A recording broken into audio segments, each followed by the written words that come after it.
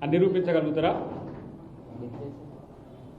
ఇదే సిగ్గు లేకుండా హరీష్ రావు ఛాలెంజ్ చేసే కదా, నీకు దమ్ముంటే రుణమాఫీ చేయమని చెప్పి 21,000 కోట్ల రూపాయలు రుణమాఫీ చేస్తే రుణమాఫీ చేయలేదు నేను వస్తా అని చెప్పిన ఈ సన్నాసి ఇలా ఒక రైతు సమాజానికే దాదాపుగా 2 లక్షల కోట్ల రూపాయలు, ఇప్పుడు 1,40,00,000 మెట్రిక్ టన్నుల వరి ధాన్యంలో దాదాపు 90 లక్షల మెట్రిక్ టన్నుల వరకు ఈరోజు కొనుగోలు చేసాం. మీ బతుకులో ఎప్పుడైనా ఒరేస్తే ఊరన్న దరిద్రులారా మీకు ఇంకా ఏ నైతిక హక్కు ఉన్నది?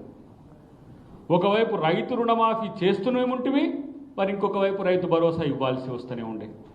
ఇప్పుడే చెప్పిండ్రు కదా కృష్ణారావు గారు, 72,000 కోట్ల పైచిలుకు దాదాపు అంటే 75,000 దగ్గరకు మీరు చేసిన అప్పులకు మీరు చేసిన వాటికి మేము ఎలా వడ్డీలు కట్టాల్సిన స్థితి వచ్చే తగుదునమ్మా అని చెప్పి ఇప్పుడు దీంట్లో చూస్తున్నా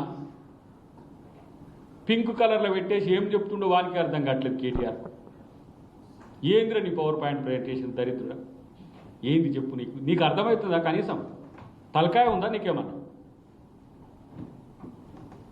ముఖ్యమంత్రిని ఇష్టం వచ్చినట్టు మాట్లాడే పరిస్థితి వస్తే ఖబర్దార్, నీ అయ్య నుంచి మొదలు పెడితే నీ కింది వరకు కూడా ఒక్కొక్కరిని మరి చీల్చి చెండాడే ప్రయత్నం చేస్తాం. పనికిరాని మాటలన్నీ మాట్లాడుకుంటా నువ్వు ఒక మనిషి, నీకు ఒక రాజకీయం. ప్రతిపక్ష నాయకుడు లేడేంది అని అంటే రాడు అని అంటారు. అసలు నేను అంటున్నా ఈరోజు మళ్ళీ తెలంగాణ సెంటిమెంట్కి మేమే బాధ్యులం అంటారు కదా, మీ బతుకు భారత రాష్ట్ర సమితి ఎందుకు మారింది? మళ్ళీ తెలంగాణ సెంటిమెంట్, ఎవడొచ్చి ఇక్కడ కొట్లాడినా సరే, వాడొచ్చి కొట్లాడినా వీడొచ్చి కొట్లాడినా వీడు ఉండడు, మళ్ళీ మేమే కొట్లాడాలి. భారత రాష్ట్ర సమితి అని గుణాత్మకమైన మార్పు అని చెప్పి దేశవ్యాప్తంగా మేము విస్తరించాలని పోతే ప్రజలు బండకేసి బాధంగానే మన వెనకకు వచ్చేసి అలా మేము తెలంగాణ అంటుంటారు.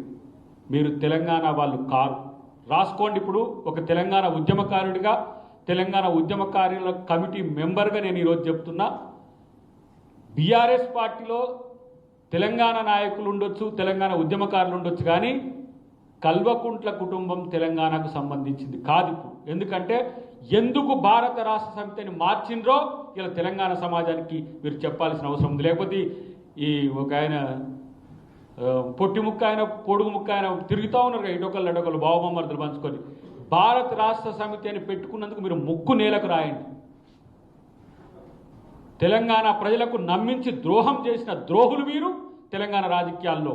మీరు ఇవాళ వచ్చేసి మళ్ళీ ముఖ్యమంత్రి అది చేయలేదు, ముఖ్యమంత్రి ఇది చేయలేదని ఎన్నిసార్లు చెప్పినా మీ గాయలు పడుతున్నామని మమ్మల్ని అంటున్నారు జనం. నేనంటున్నా ఇలాంటి పిచ్చివాగుళ్ళు బంద్ చేసుకుంటే మంచిదని చెప్పి హెచ్చరిస్తున్నాం.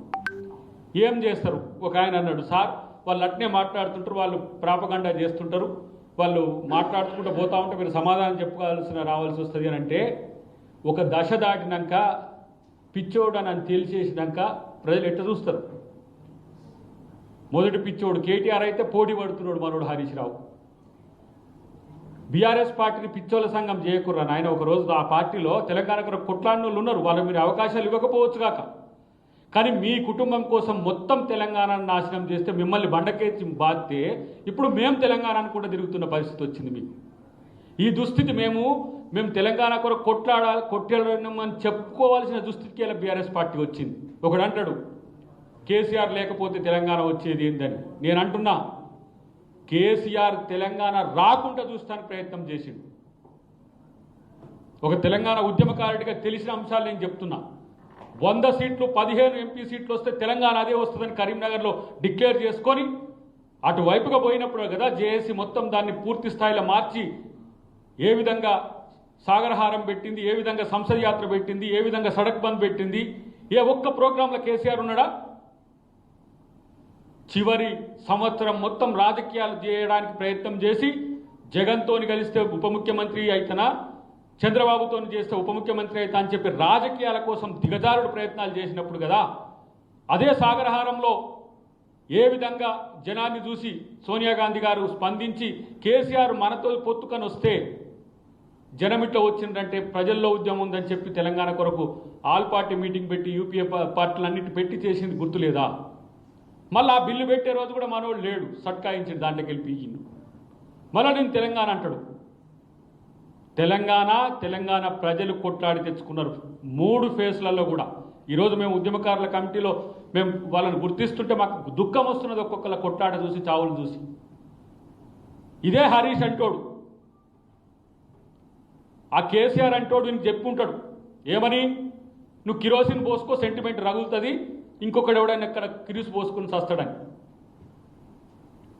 నేనంటున్న కిరోసిన్ పోసుకున్న హరీష్ రావు ఏమో చావలేదు, 1200 మంది బిడ్డలేమో చచ్చిపోయింది.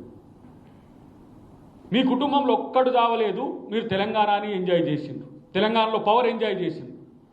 తెలంగాణను దోచుకుంది సరిపోయింది కదా అని మళ్ళీ భారతదేశం మీద పడదామని పోయిండ్రు.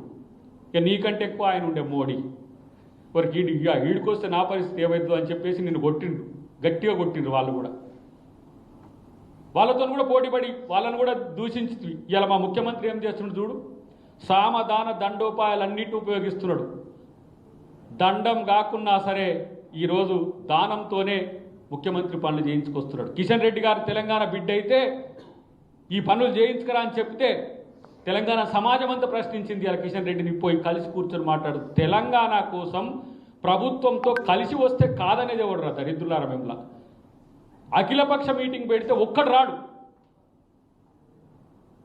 ఇలా నేను అంటున్న ఒక మాట, మీరు తెలంగాణ కొరకు కలిసి రాకుండా ఇప్పుడు యూరియా అని చెప్పి ప్రచారం చేస్తుంది ఈ దౌర్భాగ్యం. యూరియా ఎవడు పోయి తయారు చేసేది? రాష్ట్రమా? రైతులను రెచ్చగొడటానికి యూరియా ఎవడు తయారు చేసేది? కేంద్రం ఇవ్వాలి. బీజేపీ పాలిత ప్రాంతాల్లో రాకపోతే వాళ్ళ దగ్గర గొడవలు అవుతాయి, కానీ రాకుండా ఉంటున్నాయా? బీజేపీ అలయన్స్తో కూడా ఉన్న రాష్ట్రాల్లో యూరియా వస్తుంది, మరి తెలంగాణకు ఎందుకు రావట్లే? ఇది ప్రశ్నించడు. ఇలా రీజనల్ రింగ్ రోడ్కు సంబంధించి పర్మిషన్స్ రావాలి, స్పందించరు, కామ్గా కూర్చుంటారు. ఇలా మెట్రో విస్తరణకు ఇవాళ స్పందించరు. కేంద్రం మీద మాట్లాడే దేనికి బీఆర్ఎస్ స్పందించదు. రాష్ట్రం మీద ఎందుకంటే వాళ్ళు కేంద్రం అంటే మళ్ళీ ఉన్న కేసులు ఏమన్నా తిరగదోడి మొత్తం పెడతారేమో అని. చివరికి ఇంతకుముందు జరిగే కదా, బ్యాంకుకు సంబంధించిన అధికారులను కూడా బెదిరించో, లొంగ తీసుకోనో, ఫోన్ ట్యాపింగ్లు చేసుకోనో, వేలం జరుగుతున్నప్పుడు కామ్గా ఉండి తర్వాత నువ్వు రెస్పాండ్ కానీ. హెచ్యు భూములకు సంబంధించిన అంశంలో కూడా అదే జరిగింది కదా.